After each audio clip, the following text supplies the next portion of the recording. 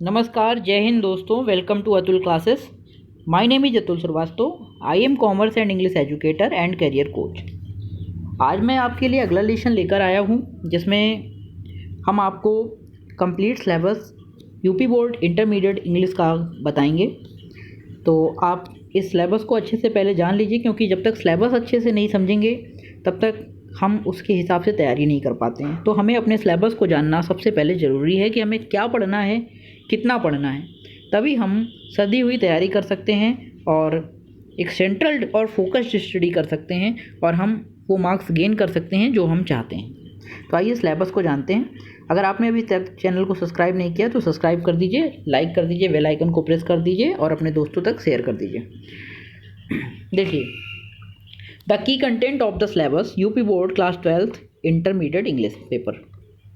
Name of the unit and their weightage in the board exam, इससे related ये video है। Detail of topics and sub topics to be covered in each unit.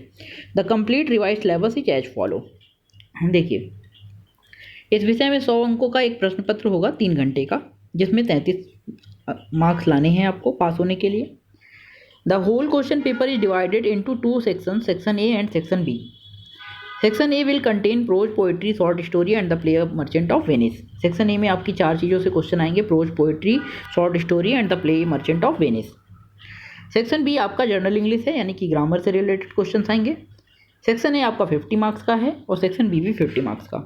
Section A 50 marks कैसे cover करेगा? Section A में explanation with reference to the context. Explanation एक लिखने को आएगा आपका, एक प्रोज से आएगा और एक पोइट्री से आएगा, स्टैंजा। दोनों ही 8 मार्क्स के हैं, टोटल 16 मार्क्स। सेक्शन ए में ही एक शॉर्ट आंसर आएगा, शॉर्ट क्वेश्चन आएगा प्रोज से, 30 मार्क्स, 30 वर्ड का आपको लिखना है, 4 मार्क्स का आएगा। वोकैबुलरी आएगी 4 मार्क्स की, जो प्रोज के कंटेंट पर ही बेस्ड होगी, यानी कि प्रोज में जो हम लोग वर्ड यूज कर रहे हैं, एक्सरसाइजेस पढ़ रहे हैं, उसमें जो लेसन्स हैं उससे स्टैंडर्ड वर्ड निकाल कर आपसे वोकैबुलरी पूछी जा सकती है। और central idea of any poem, कोई भी पोएम का सेंट्रल आइडिया आपसे पूछा जा सकता है, 6 मार्क्स का। 1 long answer type question from merchant of Venice. Merchant of Venice से देखिए लॉन्ग आंसर आएगा 8 मार्क्स का।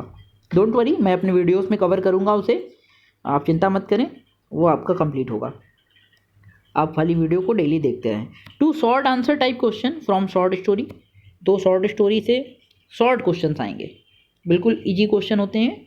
डोंट वरी, बिल्कुल घबराने की ज़रूरत नहीं है। आपके मार्क्स 90 के ऊपर ही आएंगे अगर आपने मेरे वीडियोस को फॉलो किया और ध्यान से मेरे वीडियोस देखते रहे, तो आपके नंबर 90 से कम नहीं आ सकते।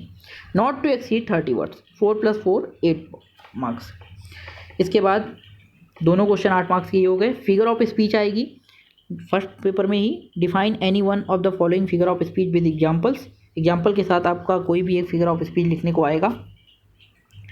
इस तरह से पेपर फर्स्ट कंप्लीट होता है। पेपर सेकंड में 50 मार्क्स की ग्रामर आएगी।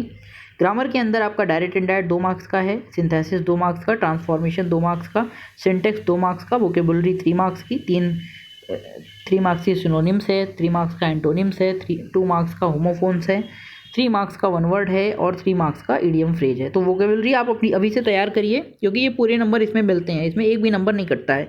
3 3 6 2 8 और 3 11 और 3 14, यानी 14 मार्क्स ये सीधे सीधे आपको पूरे मिल सकते हैं, इसमें एक नंबर भी नहीं काटा जा सकता है। तो 14 मार्क्स आपके 3% बनाने में मदद कर सकते हैं। तो थोड़ा सा मेहनत करिए और वोकेबुलरी डेली याद करिए। बाकी मैं इंपॉर्टेंट वोकेबुलरीज भी अपने वीडियोस में अपलोड करूँगा, तो आप उसे ज़रूर पेपर में देख कर जाएंगे। अच्छा, translation Hindi to English 10 marks का आता है। ऐसे राइटिंग 12 मार्क्स की। चिंता मत करिए, ऐसे भी मैं आपको इम्पॉर्टेंट अपलोड कर दूंगा। आप 1-2 बार सुन लेंगे, समझ लेंगे, देख लेंगे, तो आपके माइंड में सेट हो जाएंगे वो वर्ड्स और पेपर में आप फिर उसे लिख पाएंगे। अनसीन पैसेज 6 मार्क्स का। इस तरह से ग्रामर का पोर्शन कवर होता है। जो ऐसे ज़्यादातर पूछे जाते हैं वो जनसंख्या, पर्यावरण, स्वास्थ्य, शिक्षा, ट्रैफिक रूल्स की जानकारी हेतु निबंध के रूप में प्रश्न पूछे जा सकते हैं, है ना। निर्धारित पाठ्यवस्तु अंग्रेजी विषय के लिए निम्नलिखित पाठ्यवस्तु है, इसको देख लीजिए। आपका सिलेबस क्या है? इंग्लिश प्रोज में ये सब लेसन्स हैं, यानी कि टोटल प्रोज में 7 लेसन्स हैं, उनके राइटर्स हैं। इंग्लिश पोइट्री में 10 लेसन्स हैं, उनके राइटर्स हैं, सिस्टमेटिक। इंग्लिश शॉर्ट स्टोरी में उनके राइटर और लेसन नेम और मर्चेंट ऑफ वेनिस। ये आपका पूरा सिलेबस है। इस सिलेबस के अकॉर्डिंग ही हमको पढ़ना है, इस सिलेबस को हमें कंप्लीट करना है और 2 से 3 बार रिवाइज करके पेपर में जाना है। फिर देखिए कितने अच्छे नंबर से आप पास होते हैं। हाँ, इंग्लिश में राइटिंग का थोड़ा सा ध्यान देना होता है, राइटिंग पर आप फोकस करते रहिए, ग्रामर पे फोकस करिए, वर्ड मीनिंग्स याद करिए। जैसे जैसे मैं आपको बताते जाऊँगा आप वैसे तैयारी करते रहिए, आपको कोई दिक्कत नहीं होगी, आपके मार्क्स अनएक्सपेक्टेड आएंगे, बहुत अच्छे नंबर आएंगे आपके। आप सभी टैलेंटेड हैं, आप सभी ब्रिलियंट हैं, मुझे विश्वास है आप सभी बहुत समझदार हैं और बहुत अच्छे से अपनी पढ़ाई कर रहे होंगे। थैंक यू वेरी मच हमारे चैनल के साथ जुड़ने के लिए, धन्यवाद। हम लोग मिलेंगे नेक्स्ट वीडियो में नेक्स्ट लेसन के साथ। Thank you class.